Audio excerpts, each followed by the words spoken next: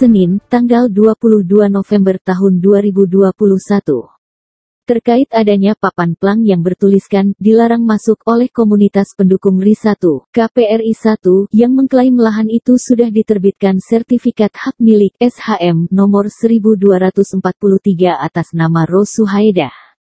Berimbas ratusan siswa SMK Generasi Mandiri resah dan terganggu secara psikologis.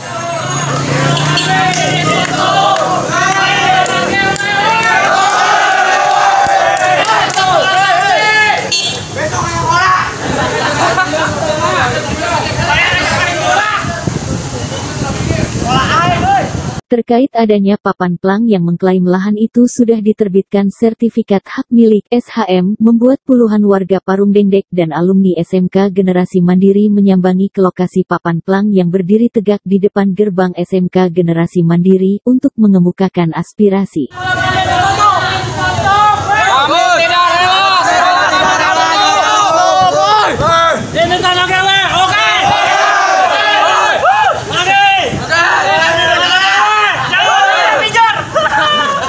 Aksi protes tersebut didukung oleh siswa-siswi SMK Generasi Mandiri. Para siswa-siswi berharap permasalahan ini cepat tuntas karena menurut pelajar di SMK Generasi Mandiri itu dihentikan karena adanya papan plang tersebut Senin tanggal 21 November harus dikosongkan. Aksi warga bersama alumni pun berjalan kondusif. Sebelumnya aksi-aksi protes adanya papan plang dari komunitas pendukung Republik Indonesia KPRI itu adalah penyebab puluhan warga dan alumni SMK Generasi Mandiri kesal yang mengklaim tanah tersebut hak milik seseorang sedangkan menurut beberapa narasumber tanah tersebut tanah GW. Demo protes puluhan warga tersebut berakhir sekira pukul 12 WIB.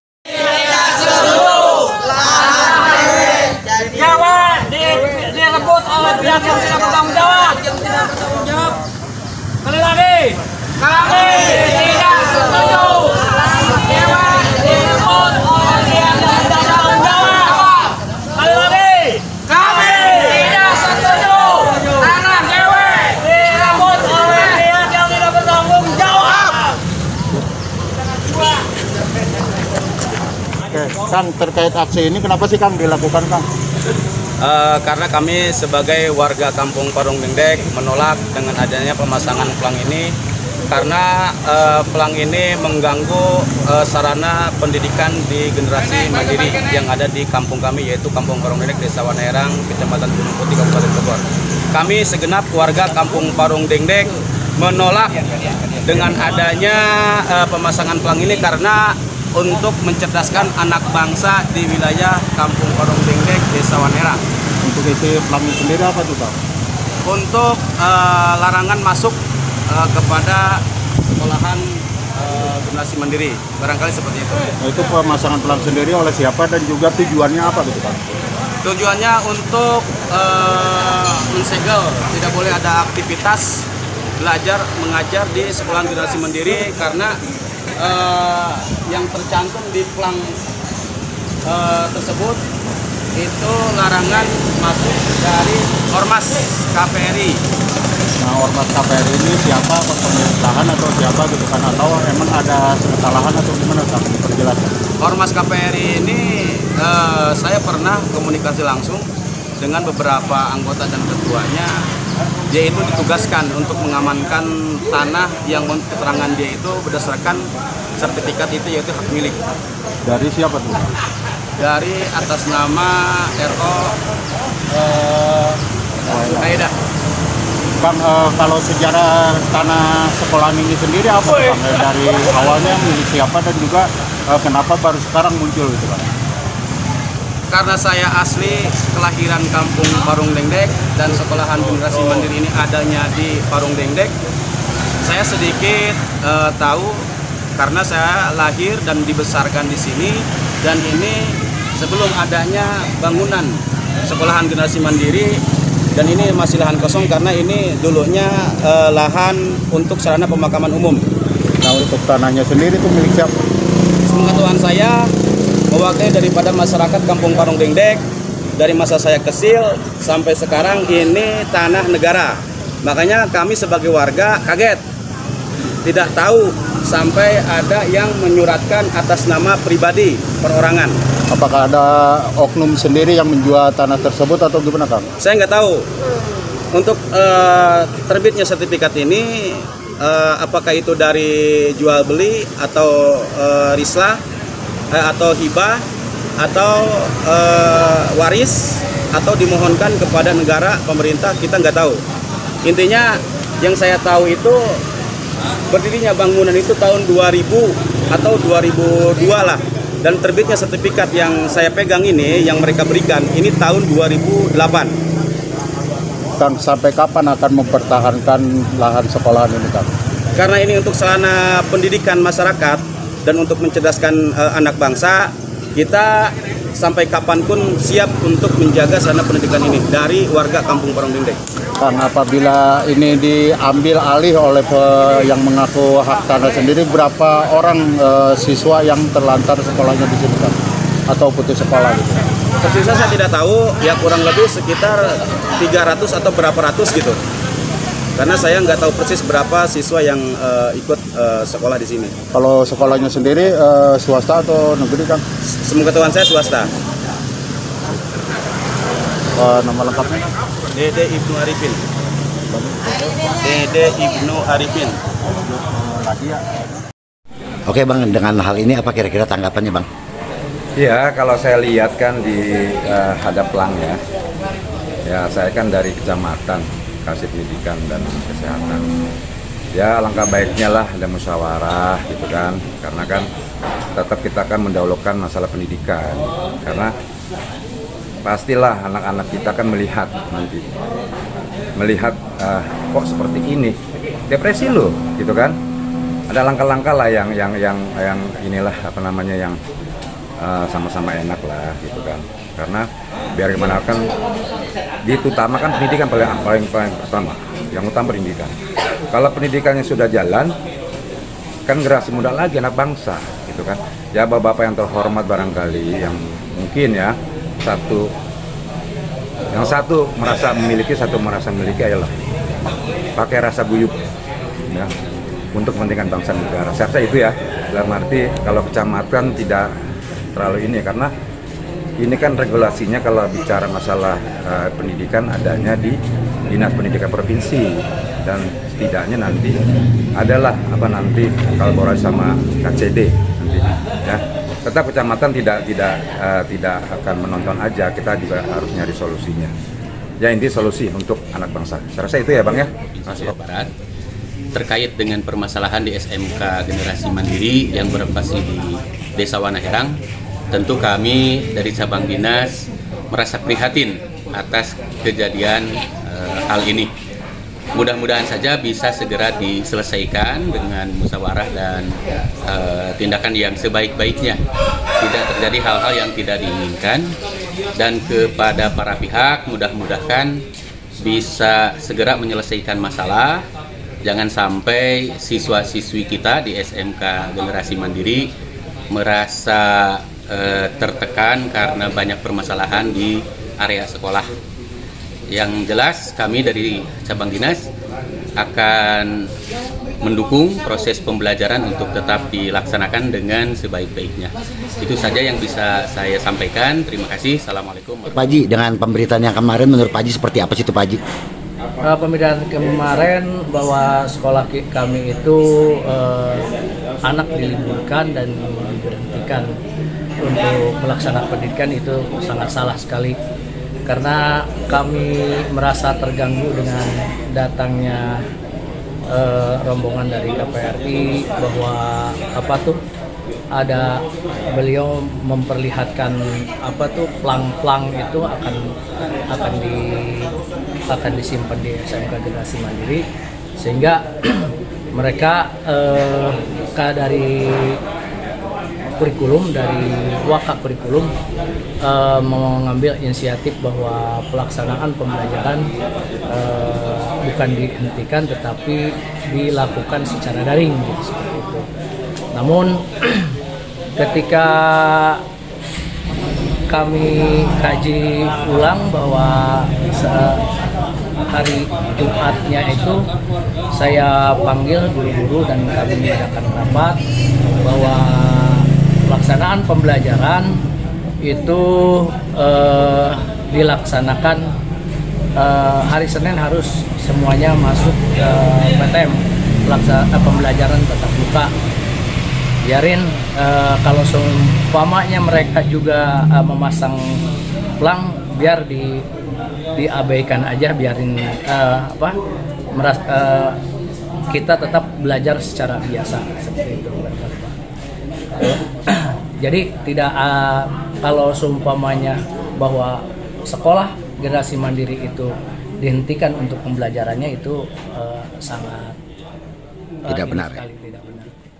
Barangkali itu, terima kasih. Pak Haji, ya, solusi dari tanah tersebut tidak adanya pelang itu yang diklaim oleh seseorang, menurut Pak Haji seperti apa? Ya, kalau menurut saya memang riwayat tanah itu dari dulu tanah itu memang tanah bulakan tahun 33 zaman Belanda. Nah, saya bukakan dulu dari masalah lurah. Nah, pertama Lurah Kotong masuk jadi Lurah Belanda tahun 17 sampai 23. Setelah itu diganti sama Lurah Entuk 31. Nah, diganti lagi Lurah Uja tahun 45 sampai merdeka, diganti Haji Mista 32 tahun paling lama. Nah, setelah itu ya karuhun kita namanya Haji Hamim bin Haji Hawi. Haji Hawi bin Haji Sarip, Haji Sarip bin Haji Kudin, Haji Kudin bin Benjong, Benjong bin Cabak. Waktu itu Cabak dipanggil oleh Belanda. Nah, setelah dipanggil oleh Belanda, tanah Kebon Sereh mau disatukan dengan Bulakan Tegal kalau bahasa kampung. Nah, setelah itu Bapak Cabak dipanggil. Nah, setelah itu dipanggil oleh Belanda, dimenangkan. Apa tujuannya? Minta untuk gewe. Nah, setelah itu tahun 33 dibikin peta 33. Nah, setelah udah dibikin peta, disebut itu namanya tanah gewe guna pengangonan hewan. Nah, setelah itu saya memang dia jarang ada di rumah, ditinggal itu tanah tersebut, saya nggak ngurus, cuman dikasih nih garap. Nah, setelah itu saya menggarap tahun 97 sampai saat sekarang di tanaman jeng-jeng sama Pun Kornis. Nah, setelah itu adanya merek, yaitu warga menuntut, nggak senang saya sebagai wakil warga lingkungan di sini. Nah, apalagi? Gimana menurut Pak Haji dengan adanya hadirnya sertifikat itu, menurut Pak Haji apa sih? Nah, itu sertifikat saya nggak tahu, soalnya sertifikat itu nama Saoda katanya cacat hukum. Nah, setelah cacat hukum saya nggak tahu, soalnya orang petani, tukang ari, tukang nyangkul, mana tahu pasal hukum saya. Cuman saya nggak senang, pengen sertifikat itu beku aja kembali dengan GW lagi. Segitu aja. 2 November 2021 kita diberikan Allah kesempatan untuk hadir berkumpul di majelis press release untuk kasus tanah di Desa Wanaherang, Kecamatan Gunung Putri, Kabupaten Bogor.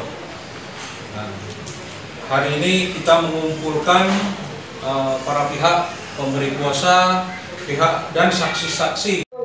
M. Andri Juniansa ini, ya harus belajar nih orang ini, nggak bisa, karena kami juga udah tahu bahwa putusan Mahkamah Agung itu adalah hukuman terhadap saudara Agus yang melakukan penyerobotan terhadap tanah. Ya, Agus itu bukan pemilik, ya, bukan pemilik dia, tapi ternyata Haji Agus ini setelah mengetahui adanya sertifikat, dia melakukan investigasi dan kemudian melaporkan kepada pihak Polres tempat, yaitu Polres Kabupaten Bogor. Nah, yang ternyata setelah diteliti, warkah dari sertifikat ini adalah tidak benar, karena beliau tidak pernah mengeluarkan keterangan tidak sengketa, riwayat tanah, termasuk tanda tangan beliau dan stempel yang ada di dalam surat-surat tersebut ada yang tidak benar alias palsu. Makanya hasilnya tadi sudah saya sampaikan, non identik. Itu yang bisa kami sampaikan. Barangkali masih ada yang bisa disampaikan oleh sedikit Pak, kawan-kawan terkait pemasangan pelang tersebut, apakah mengganggu sistem atau belajar mengajar, dan apa yang akan dilakukan oleh pihak Bapak sendiri ke depannya untuk mencabut pelang tersebut? Begini, kalau terganggu kemungkinan terganggu. Kenapa? Karena yang namanya masyarakat kan nggak pernah tahu tentang masalah ini ya. Nah, terus yang kedua, pelang itu tadi udah, ini sekalian somasi nih yang kami sampaikan ini ya melalui media ini ya, 1 kali 24 jam, paling lambat 2 kali 24 jam. Kalau tidak dicabut, kami akan mencabut pelang tersebut karena kami anggap pemasangan itu adalah ilegal. Itu. Ada lagi yang mau ditanya?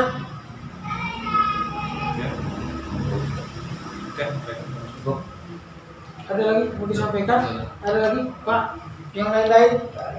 Ya, supaya diketahui kami yang bicara sekarang ini adalah kuasa hukum dari yayasan, baik pun dari keluarga besar Haji Nawawi, yaitu Haji Hamim dan kawan-kawan. Supaya diketahui, kami menyampaikan ini bukan ilegal, tapi legal, dan kami punya kuasa yang sudah ditandatangani.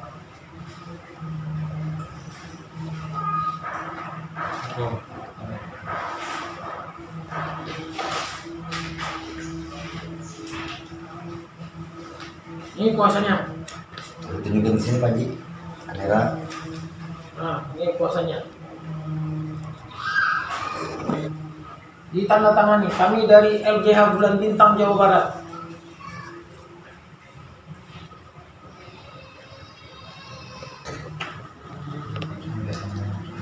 Ya, terus kemudian kami juga kerjasama, partner kami adalah media Puskominfo, 56 media, dan kemudian ada juga LBH Batara.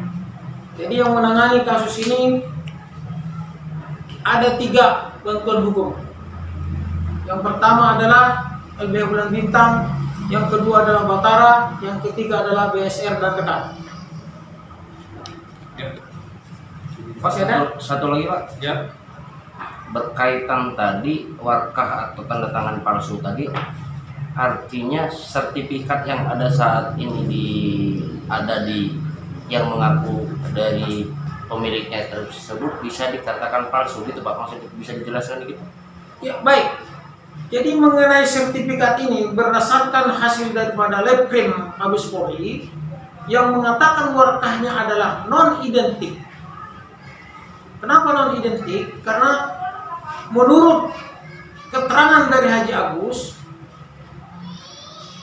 tanda tangannya dipalsukan dan beliau tidak pernah mengeluarkan surat-surat terhadap warkah tanah tersebut, tetapi ada. Maka dilekrimlah warkah itu, maka dinyatakanlah warkah itu non identik dengan tanda tangan beliau. Nah, makanya bisa kita katakan ya sertifikat ini adalah aspal. Ya, asli tapi palsu. Kenapa? Warkahnya nggak benar. Yang ngomong begitu adalah hasil lab krim Mabes Polri 2000-an. Jadi bukan lagi diduga-diduga, nggak ada diduga-diduga di sini, sudah ada ini suratnya. Karena surat inilah kita yakin bahwasanya sertifikatnya tidak benar. Seperti itu. Satu lagi Pak, berkaitan penerbitan sertifikat tersebut, adakah indikasi keterlibatan dari pihak BPN sendiri yang mengeluarkan sertifikat tersebut tanpa menyertakan administrasi atau segala macam persyaratannya? Seperti apa menurut Bapak? Bisa terjadi ada oknum yang terlibat, ya. Nah, namun demikian perlu diketahui memang pihak BPN itu kan tidak pernah meneliti secara yuridis, tapi mereka itu mengakomodir surat-surat yang sudah ada sesuai dengan prosedur mereka. Nah, tapi secara yuridis mereka tidak teliti. Nah, tapi kalau seandainya mereka meneliti secara yuridis, saya yakin ini tidak akan diterbitkan. Nah, karena mereka tidak meneliti secara yuridis, maka mereka tetap terbitkan. Seperti itu. Artinya dari pihak BPN sendiri ada indikasi keteledoran atau kesalahan dari mereka yang menerbitkan sertifikat tersebut jadi bermasalah, begitu Pak? Kemungkinan besar ada, tidak menutup kemungkinan. Ada oknumnya. Apa yang akan dilakukan oleh pihak kuasa hukum untuk menindaklanjuti hal itu? Setelah kita mendapatkan hasil lab print ini, kami tadi sudah saya sampaikan akan membatalkan sertifikat ini, baik melalui pengadilan pun atau melalui peraturan Mendagri atau Menteri BPN Agraria nomor 11 2016. Oke. Baik, terima kasih banyak. Mungkin itu aja ya. Demikianlah kami tutup. Wabillahi taufiq wal hidayah. Wassalamualaikum